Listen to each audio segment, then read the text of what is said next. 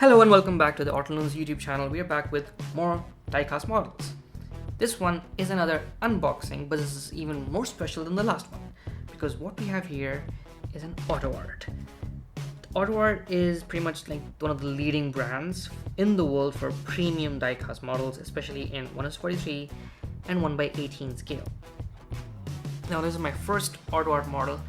I'm super excited for this, and it's a very special car. It's the McLaren P1, and I'll talk more about the car in just a moment, but first I can't wait to get it out of the box. I've been waiting to do this video. I've been waiting for this model to arrive for a long time. So yeah, just look, it's such a nice display.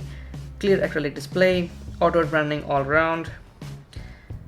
AutoART limited.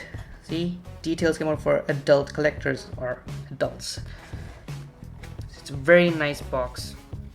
I don't often collect 1/43 scale models, but I'll be honest, a 1/18 or AutoART is a lot of rupees, and I'm not at the stage where I'm going to put that kind of cash into a diecast collection that doesn't have a permanent home. Now, without more ado, let's unbox this thing.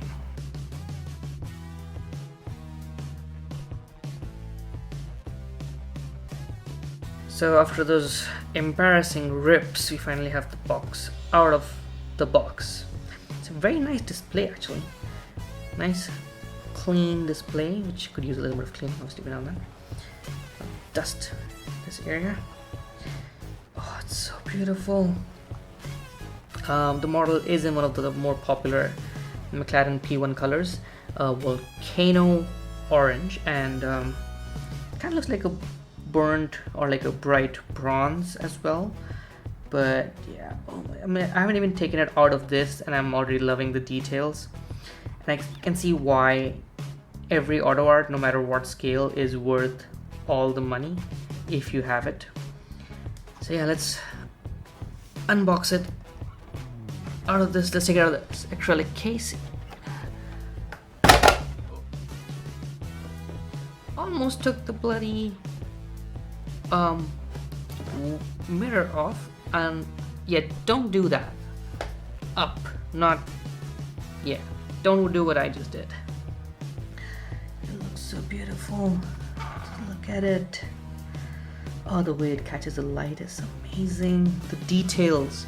Now I've seen the 1/24 scale models from more affordable brands like Mohr, but I was willing to pay the extra for this smaller model, even though nothing opens here. It's a sealed model, because of the extra detailing. Like, look at the rear vents, like they look like they're perforated. Look at that central exhaust, the McLaren logo here, massive diffuser.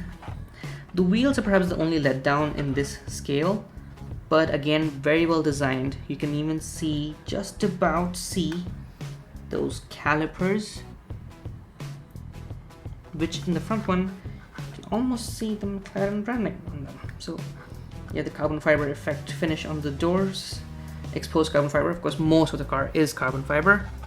It's amazing roof scoop, the cabin details, the vents, the lines, the bonnet scoop. Look at that. Even the central console tunnel, which you can't even look at properly because it's a closed model, and with the glass roof sections in the doors, because it's butterfly doors which open up like that.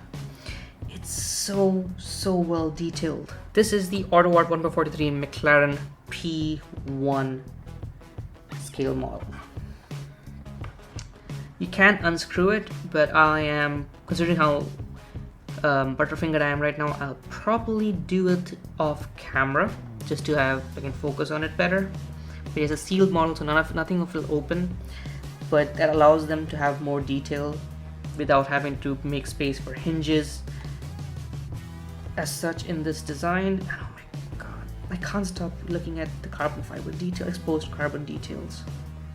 It's not actually carbon fiber because that would be ridiculous, but yeah, it is very, very pretty. A little background on the McLaren P1 in case you're not familiar with what this car is / what it represents.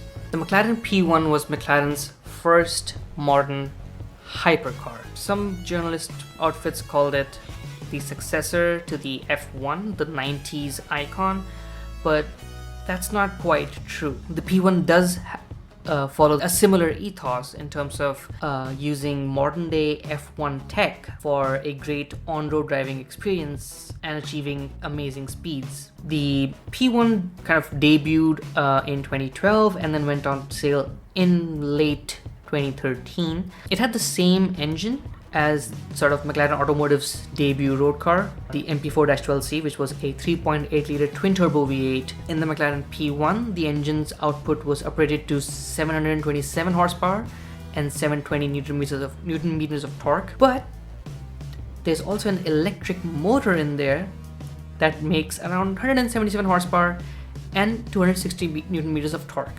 Combined, this hybrid powertrain had an output of around 903 horsepower and 980 newton meters of torque, all sent to the rear wheels only. It had a 7-speed dual clutch transmission, and its ECU had a special function which kind of was a power assist, in which it would use some elements of the electric motor to fill the torque gap of the twin turbo motor. So you had immediate performance every time. I'm just skimming the surface here. There's so much on this car.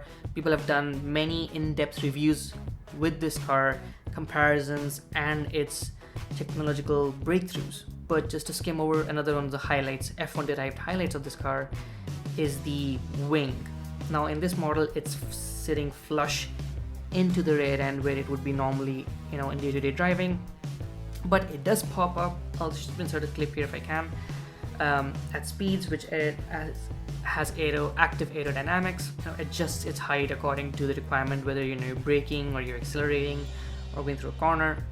But it has a special DRS mode which you can activate with the button on the steering wheel, just like F1 cars. DRS stands for drag reduction system, and like the F1 cars, it adjusts the rear wing to sit flatter and slightly lower for improved straight line speed, kind of like push to pass, but in a road car.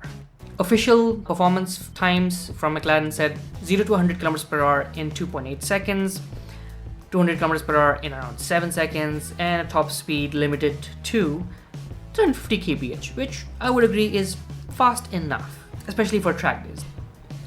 Little city use advantage was the fact that the hybrid powertrain allowed it to have a pure EV mode for around 10 kilometers or so, in case you need to do some quiet maneuvering without disturbing people, or just in an eco-sensitive part of your country.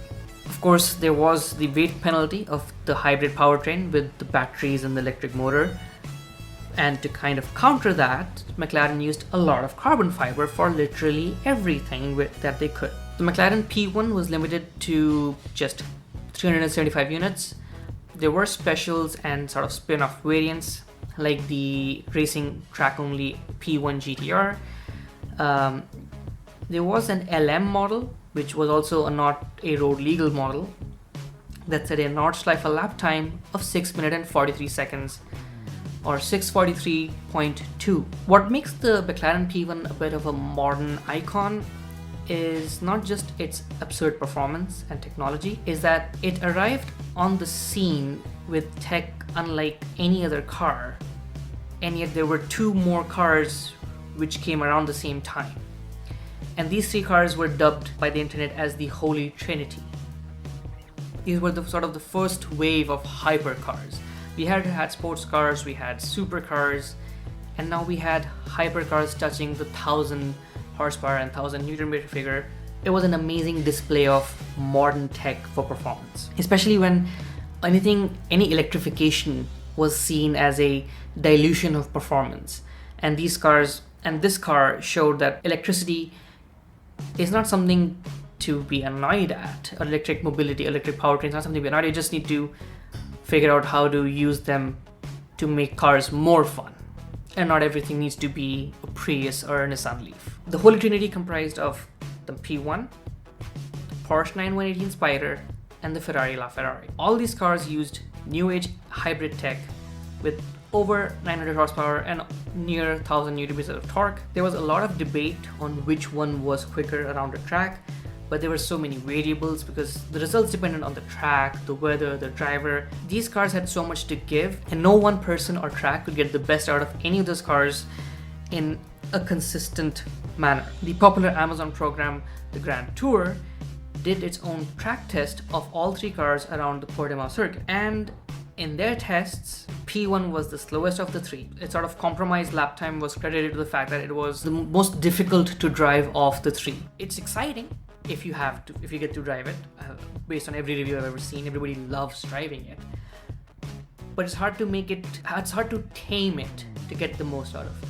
Each camp, the McLaren, Porsche, and Ferrari camp of the Holy Trinity has their loyalists, but I just thought it was best to collect all 3 in some size and form.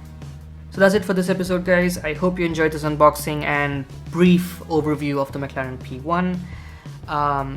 Stay tuned for more. Leave a like if you enjoyed this video. Check out more videos on the channel with different diecast models, different scales, different budgets. It's not just the expensive fancy stuff. There's plenty to look at. Each of them talks about a different car and a different story. Subscribe for more videos. Check out the Auto Loons blog, link in the description for more content, mainly car news and F1 race reports. And yeah, I'll see you guys in the next video. Ciao.